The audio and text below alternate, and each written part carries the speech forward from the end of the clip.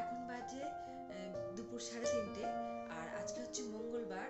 আর এখন থেকে আমি আপনাদের সাথে নিয়ে আমার এই ভিডিওটি স্টার্ট করছি।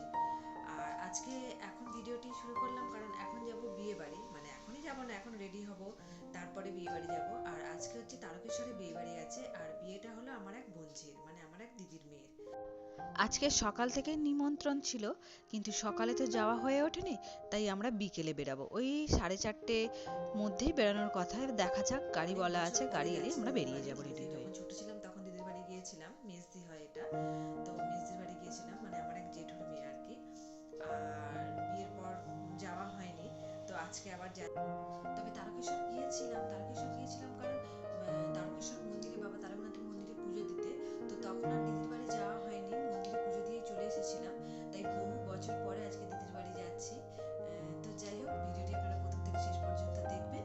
আর ভিডিওটি কেমন লাগলো অবশ্যই আমাকে কমেন্টে জানাবেন, এবং লাইক এবং শেয়ার করবেন, এবং অবশ্যই আমার চ্যানেলটি সাবস্ক্রাইব করে আমার পাশে থাকবেন। তো চলুন ভিডিওটি শুরু করা যাক। আর 1 ঘন্টার হাতে আছে বলতে পারেন। তো চলুন আমি রেডি হতে থাকি, আর আপনারাও ভিডিওটি দেখতে থাকুন। বিয়ে বাড়ি বা যে কোনো অনুষ্ঠানে যাওয়ার আগে আমি না কনফিউজ হয়ে যাই, কি ড্রেস আপ করে আমি সেখানে যাব। সেটা শাড়ির ক্ষেত্রেই বলুন বা কুর্তির ক্ষেত্রেই বলুন, আমি ঠিক করতে পারি না কি পরে আমি সেখানে যাব। আমি করি কি, দুটো তিনটে ড্রেস বের করে মাকে বা ওকে দেখিয়ে নিই, এটা ডিসাইড করে দেয়, আমি সেটাই পরে নিই। তবে আমার হাজব্যান্ড করে কি, কোথাও যাওয়ার আগে 2-3 বার শার্ট চেঞ্জ করবেই করবে, তারপরে ফাইনাল হয়। আমার ক্ষেত্রে কিন্তু সেটা হয় না। যেটা আমি ঠিক করে নিই, তো এটা পরবো তো এটাই পরবো।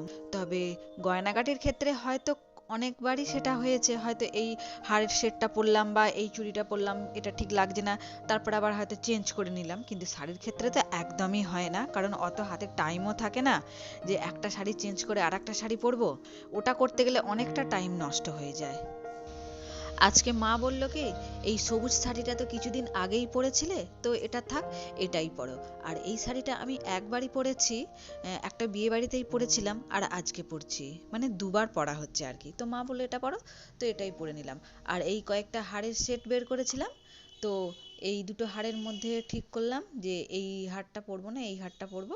তো এই চোকারটাই পরেছিলাম। আর এই চোকারটা বা এই দুটো হারই আমি মিশো থেকে কিনেছি। আর মিশো থেকে আমি যে কয়েকটা হারের সেট কিনেছি না, প্রত্যেকটা হারের সেটই কিন্তু ভালো হয়েছে। তো যাই হোক, আমরা রেডি হয়ে বেরিয়ে গেছি। আর আজকে গাড়ি আসতে না বেশ খানিকটা লেট হয়েছে। আমি তো বলছিলাম যে 4:30 গাড়ি আসার কথা ছিল, কিন্তু আস্তে আস্তে প্রায় 5টা 10 হয়ে গিয়েছিল। তো তারপর আমরা বেরিয়েছিলাম, দেখুন সন্ধ্যা হয়ে গেছে। যেহেতু আমরা ওই বেলাতে যাইনি, এই বেলায় যাচ্ছি, তো একটু ভেবেছিলাম তাড়াতাড়িই বেরিয়ে যাব, কিন্তু গাড়ি লেট করেছিল বলে আর কিছু করার ছিল না, একটু দেরি হয়ে গেল। আর যেতে যদিও বেশ খানিকটাই টাইম লাগবে, প্রায় 40 মিনিট তো লেগেই যাবে আমাদের এখান থেকে তারকেশ্বর পৌঁছাতে। তো তারকেশ্বর রেলগেট থেকে বেশ খানিকটা আবার ভিতর দিকে ঢুকতে হবে, তো অনেকটাই টাইম লেগে যাবে।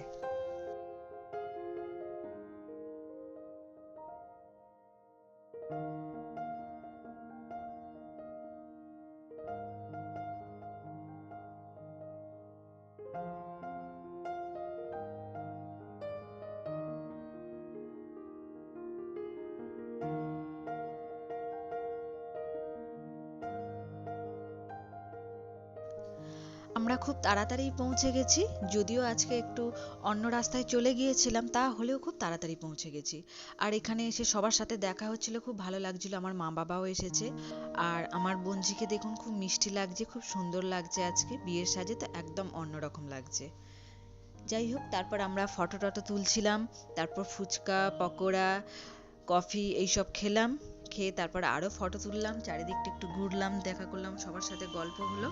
আজকে সেইভাবে ভিডিও করা হয়নি, কিন্তু প্রত্যেকের সাথেই ফটো তোলা হয়েছে, আর সেগুলোই আমি এখন শেয়ার করব আপনাদের সাথে।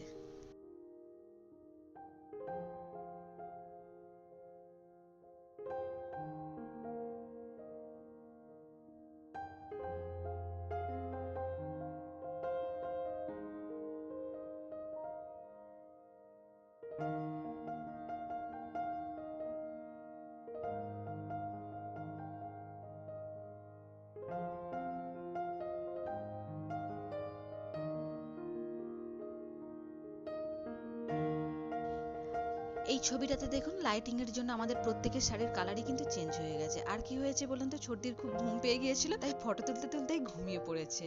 তবে এই সব কথা যদি ছর্দি শোনে, মানে আমার ভিডিও যদি দেখে, ছর্দি বলে যে আমার সব ভিডিও নাকি দেখে, তাহলে কিন্তু ভীষণ রেগে যাবে। তো যাই হোক, ছর্দি বুঝতে পারবে যে আমি মজা করছিলাম।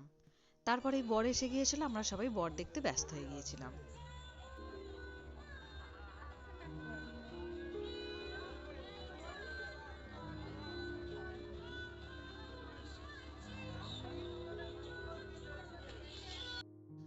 আমাদের যেহেতু রাতেই ফিরতে হবে, তো সেই জন্য আমরা একটু আগেই খেতে বসে গিয়েছিলাম। এখন বাজে ওই 8:30 মতো। তো আমরা খেতে বসে গিয়েছিলাম। তবে মারা সবাই থাকবে, তো তো সেই জন্য মারা পরে খাবে, আমরা খেতে বসে গিয়েছিলাম।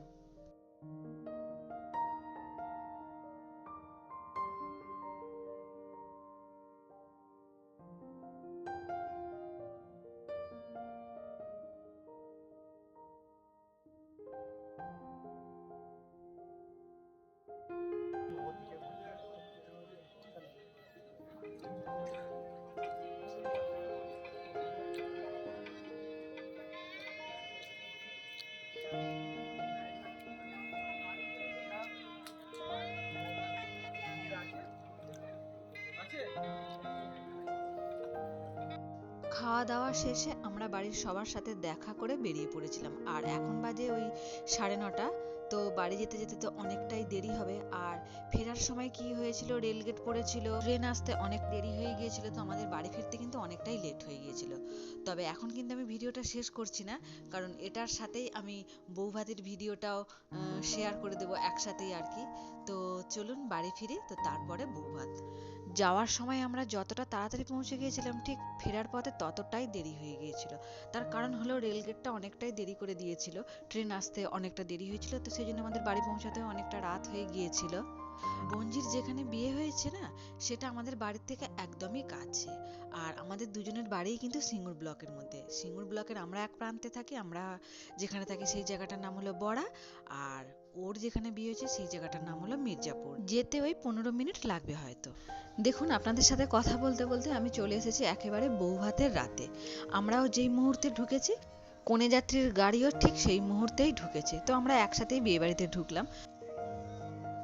আর কি হয়েছে জানেন তো, আগের দিনের মতোই না ভিডিও সেভাবে করা হয়নি, তাই কিছু ফটো তুলেছিলাম, সেগুলোই শেয়ার করলাম। তবে কি বলুন তো, আমি বরের কোনো ফটো শেয়ার করতে পারলাম না। বরের সাথে যে কটা ফটো তুলেছিলাম না, সেগুলো যে ক্যামেরাম্যানকে ভাড়া করা হয়েছিল, তো সেই ক্যামেরাম্যানের ক্যামেরাতেই রয়ে গেছে। তো যাই হোক বন্ধুরা, এবার আমরা খেতে বসবো। যেহেতু আমরা বাইকে গিয়েছিলাম, তো আমরা একটু আগেই বেরিয়ে এসেছিলাম।